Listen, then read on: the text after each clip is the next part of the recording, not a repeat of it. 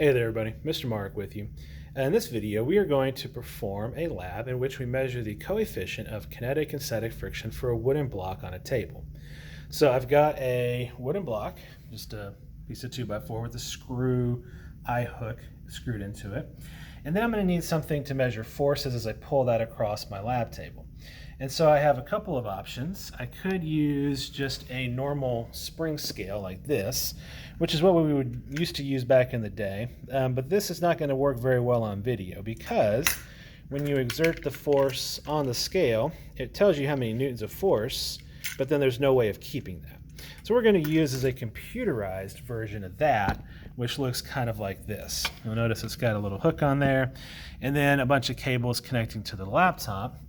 And then from there I can get the forces as they are exerted on my block over time, and then come back and analyze the data later. And so this is going to be a real helpful tool for doing this by myself, and still having the precision that we need in order to get what we want. The other things we're going to need, I'm going to use a piece of string, and this is going to be very important to connect the block that I'm pulling to the thing that I'm pulling with. And the reason why this is important is because when I pull this thing, I need to make sure I pull it horizontally, not up or not down, but so that that string is perfectly horizontal. And we'll talk more about why that is in just a second. And then because I want to do this with a graphical analysis, I'm going to vary the normal force on the block so that I get different values of the frictional force, so I get like a table that I can then use to make a graph.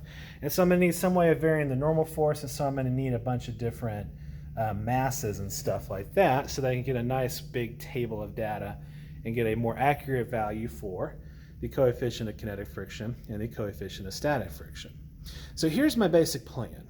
And I got a free body diagram kind of over here showing you. I'm going to put it on the level surface so that gravity goes down and the normal force goes up. I'm going to attach that string to my force sensor and then pull it until the block just barely begins to move. And at that point I know I've reached the maximum static frictional force, and then the force of friction equals the tension. Then I'm going to continue to pull it and move it across the table at a constant velocity so that I can get the kinetic friction force.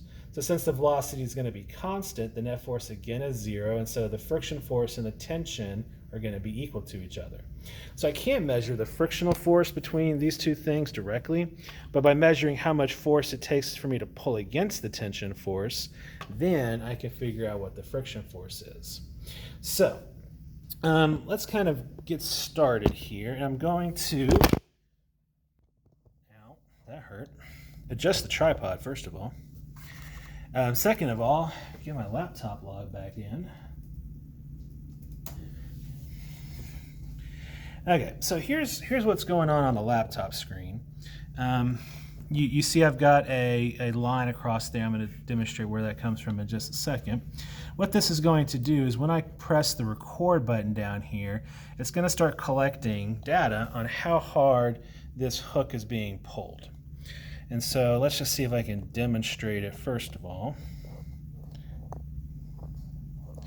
All right, so there's the laptop screen. I'm just going to undo this, and I'm just going to click record. And then notice when I push, the force goes down, big negative. When I pull, it becomes a big positive force. And so what that is going to do is let us measure the forces on our block as I pull the block. Okay, so previously I weighed my block and I got it to be 2.7 newtons. But what I'm going to go ahead and do is I'm going to go ahead and load it up with a bunch of additional mass to demonstrate this for you, because the heavier it is, the bigger those numbers are, and the easier it is to see what's going on. And so when I add 2 more kilograms to that, that gives me a weight of like 27 newtons. And so I'm just going to put that over here, kind of at the bottom of a table. Okay, so 27 newtons. All right, so let's pull this block. I'm going to back this up just a little bit. Ow, sorry. Scooch that out of the way, and then I'm going to try to get the laptop screen in there as well, so that hopefully we can kind of see what's happening in real time. Okay, so again, my plan of attack here is just to pull this thing and then gradually increase the force until it moves. And then as it slides across the table, keep pulling it at a constant speed so that I can get both the force of friction while it's at rest and while it was moving. All right, so let's see how good I can do. So I'm going to click record. And then I'm going to gradually pull on this harder and harder. And you can see that graph going up and up and up and up and up and up, but the block doesn't move yet. And so I can pull as hard as I want to, and the block doesn't move because static friction is big enough to hold it still. Okay, let's get rid of all that. Okay, let's try to do this for real. So the trick is to steadily increase the amount of force until it just barely begins to move, and then pull it at a constant speed. All right, let's see how I do. So increase force, harder, harder, harder, harder, harder, harder, harder, harder. Now it moves at a constant speed for just a little bit, and then let it drop. Okay, so I'm going to click on the auto scale button so that we can see. Now that just makes it bigger. All right, well, let's get into this. So you'll notice the point right through here where I'm pulling harder, harder, harder, harder, harder, harder, harder, harder, harder, harder. Then you see this rapid drop off. That's the point where the block began to move. So all during these first few seconds, the block's friction was keeping it at rest. And so to find the biggest static friction force, I just want to figure out how high this graph got to. And so I've got some tools in here that I can use to automate that. I can just highlight that part of my graph like this. And then I can come over here and click on the statistics tools. And it tells me the average. Well, the average doesn't do anything for me. I want the maximum value. And so instead of mean, I'm going to choose maximum. And then right up here, it says maximum value of 8.5 newtons. So static friction can vary, and it's going to change. The biggest value that it got up to, though, was 8.5 newtons. So over there in my data table, so the first column is just the weight of the block, which equals the normal force. The second column we're going to put in here is going to be the maximum static friction force, so we can find US. So I'm going to add that to right here. Force, friction, static, max. And then down here, 27 newtons of normal force was 8.5 newtons of friction force. Okay, so that's the static friction force. And again, remember that because it's variable, I need to figure out the highest value that it got to, which was 8.5 newtons. Now, after that little jump, there's a bunch of herky-jerkiness, and then I got it smoothed out. So I'm going to ignore the herky-jerky part and come over here and put this little box over the part where I was pulling it relatively smoothly.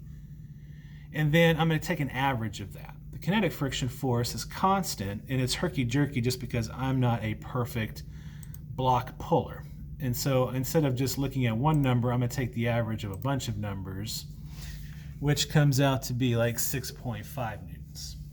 So over here in my data table, my third column, I'll grab a different color.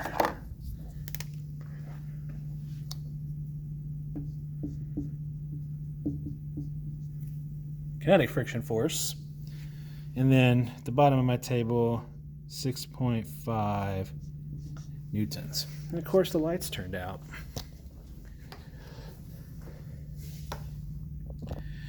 Okay, so there's my data. That's how I collect the data.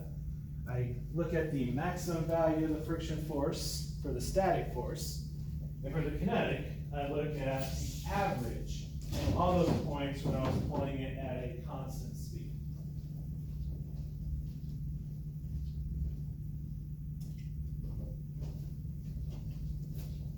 Sorry about the light, Sean. Okay, so our next move now is to do this again, but with a different amount of weight on there. Let's take one off. And I'm just going to real quick demonstrate this for you guys, and then I'll collect the rest of the data and post it. So now I've got 10 extra newtons of weight. So over there I'm going to have 17 newtons. So let's look at how the data changes. So I'm going to get rid of my box here. Turn off that tool. All right, so I'm going to do it again. Click record, pull, harder, harder, harder, harder, harder, harder. Now it moved. Constant speed. Okay. And so visually you can just look at that and go, well, it didn't get as high as it did a second ago. And that's because there's less normal force. That means there's going to be less friction. There's less force pushing the two surfaces together. So doing the same thing I did a second ago. Figure out how high that gets. So using the statistics tool, I can get the maximum. You have to push the button to turn it on. And that's like 6.0 newtons. And over here, get the average of that. So instead of the maximum, it's like the mean. And you get like 3.9 newtons. So I'm going to add that to the data table. I'm going to do a couple more of these things just so that we have a good complete data set. And so I'm going to hit the pause button, do a magic fast forward, and then when I see y'all again, I will have that all filled out for you so that you have all the data that you need. So I'm going to click pause and work on that, and here in a minute we should have a complete data set.